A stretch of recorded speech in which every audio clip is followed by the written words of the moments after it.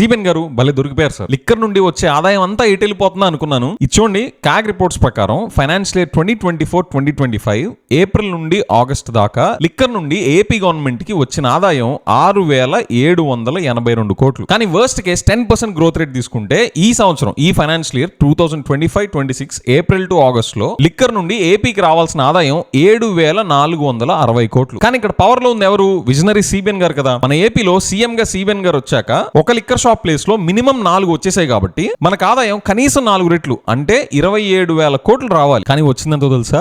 కేవలం 6,992 కోట్లు మాత్రమే. అంటే ఒక లిక్కర్ షాప్ లో మినిమం 4 లిక్కర్ షాపులు ఓపెన్ అయినా కూడా మినిమం 4 రెట్ల పెరుగుదలతో 27,000 కోట్లు రావాల్సిన చోట కనీసం 10% గ్రోత్ రేట్ తో వచ్చే 7,460 క్రోర్స్ కూడా కాదు, కేవలం 6,992 కోట్లు మాత్రమే వచ్చింది. ఈ డబ్బులను ఎటు వెళ్ళిపోతున్నాయని చెప్పి నాకు డౌట్ ఉంటా వచ్చేది.